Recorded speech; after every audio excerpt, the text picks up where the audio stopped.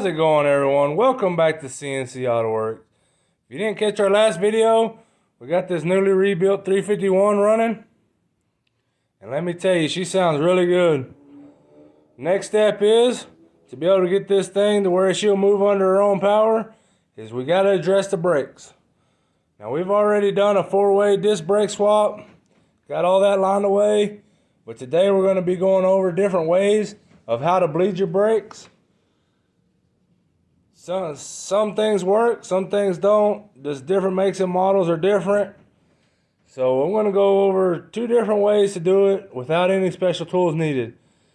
Now what I'm going to do is I'm going to go ahead and get the lid off my mash cylinder. And then I'm going to fill it up with some of your Walmart's Finest .3 brake fluid. Now I've already actually got the mash cylinder bled. You got to bleed these mash cylinders before you actually put the line on. And to do that, I just put my fingers over them and just pump the brakes.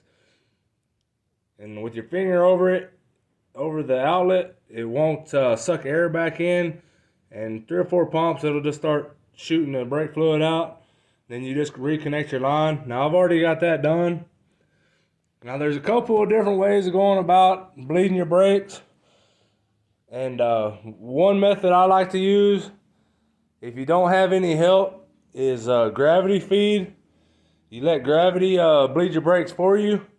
Now what that means is you just go ahead and find a bleeder on your caliper, and you'll go ahead and open it and just let it sit there a few minutes, and gravity will actually pull that brake fluid down in your mash cylinder, and it'll actually start dripping out of your bleeder on your caliper. But some models that doesn't work. I have ran across some models that does not work. But 9 times out of 10, it usually does. But you always want to start at the caliper furthest away from your mash cylinder. So if your mash cylinder is on the driver's side front, you want to start with your passenger side rear. And after you get the rear done, you want to go ahead and move to your driver's side rear. And after you get the driver's side rear done, you'll move to the passenger side front. And once you get it done, you'll move to your driver's side front.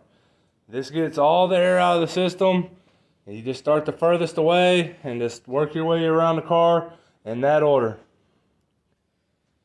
Now what we're going to go ahead and do is we're going to go ahead and try gravity bleeding the back.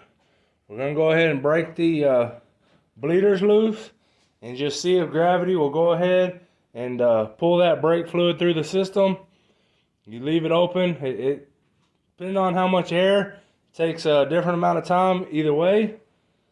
You will just look for some drips. I usually let them drip for 30 seconds to a minute when it starts dripping, and then I close them, and that usually means that gravity has pulled that brake fluid enough to pull all the air out of that system or out of that line on that wheel.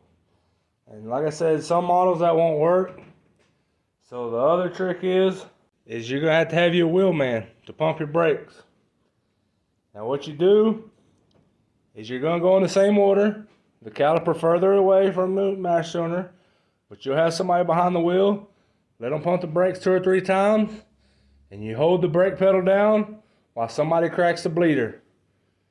Now you're going to want to do this 2 or 3 times, or as many times as it takes for the air to come out. But you'll pump the brakes 3 times, you'll hold the pressure, somebody will open the bleeder. You're going to need you a good buddy for this, or your kid or whoever. And when you open that bleeder, the pedal will go to the ground and it'll push all the air out, and it'll start eventually pushing fluid out. Now before they let off the brake pedal, tell them to hold it to the floor till you get the bleeder back tight. If you let off that pedal before you tighten that bleeder, it's just going to suck air right back into the brake system. After you get that bleeder tightened, they can pump it again. They'll pump it 2 or 3 times, hold pressure, you'll crack it, pedal will go to the floor, release all the air and fluid, you'll tighten it, they can let off the pedal, and repeat, pump it again. What we're going to do right now is we're going to jump into this, and we're going to show you exactly what we do to bleed brakes without any special tools I will tell you right now, it is messy. You're going to need a rag to wipe everything back off when you're done. There is special vacuum tools, and they don't really cost a whole lot, but that's just one more thing to keep around the shop. A lot of people prefer them. We just do it this way. As you see here on this setup, your brake bleeder is right above your brake line. This is an Explorer rear end here, and Rangers, Mustangs, probably Crown Vics are also the same. The brake bleeder is a 3/8.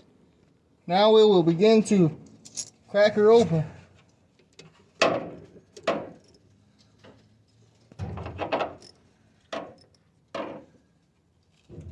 Well, it must not have very much air in it. It's already dripping a little bit. Alright, now that the passenger side got the drips, we're going to go over here to the driver's side and get it to have the drips.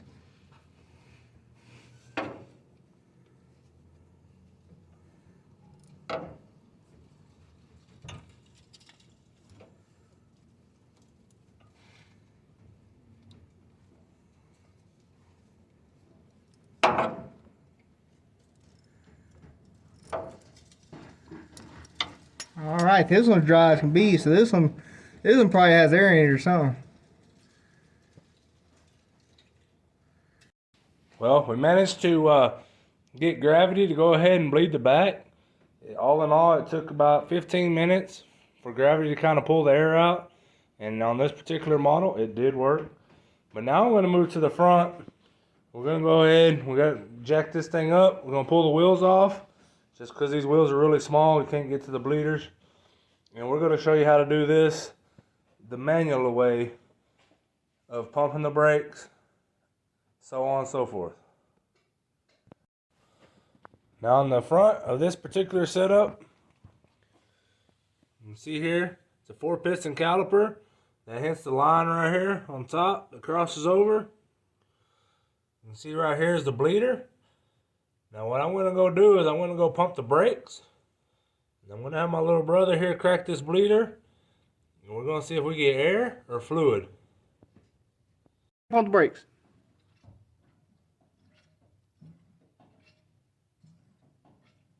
I can hear the fluid coming over here. Hold on. Oh, you see that air? Got all kind of air in there. Alright. Go ahead and pump them again. Alright, hold it. Ooh, that's like a Cocoa Mentos in there or something. Alright, go ahead and pump it again. Okay.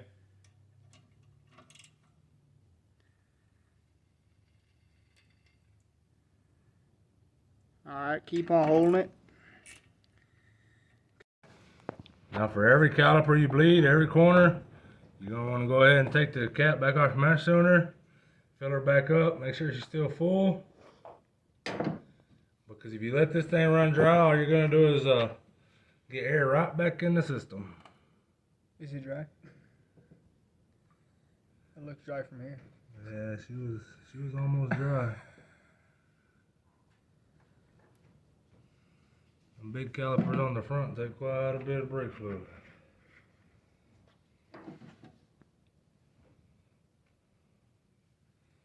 Go ahead and throw the lid back on, and we'll get to the driver's side now.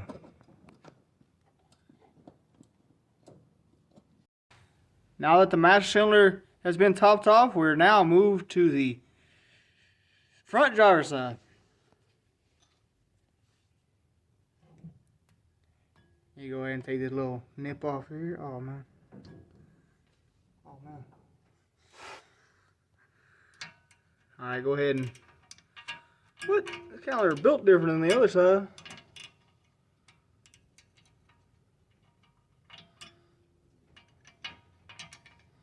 Alright. Have you pumped it?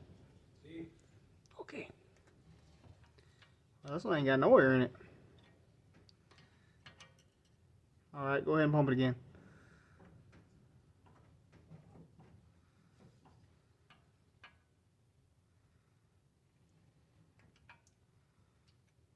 try one more time. It's not as explosive as the other side. Pump it. Yeah, pump it. Okay. Alright, that's good. Well, the pedal feels really good anyways. Pedal feels really nice. Well, now all that's left to do is get the wheels and tires back on it and see if she'll...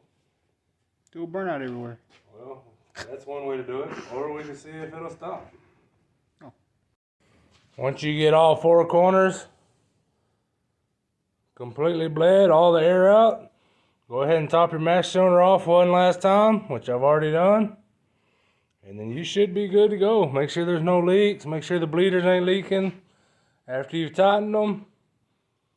And that should be just about it. Your brake system should be bled. I mean, it's fairly straightforward, pretty simple. I can't stress to you enough of cleaning all the brake fluid off, especially if you got painted calipers and painted hubs, because brake fluid will eat paint off. But other than that, I hope this helps somebody. Thanks for watching. And until next time, we'll catch you guys later.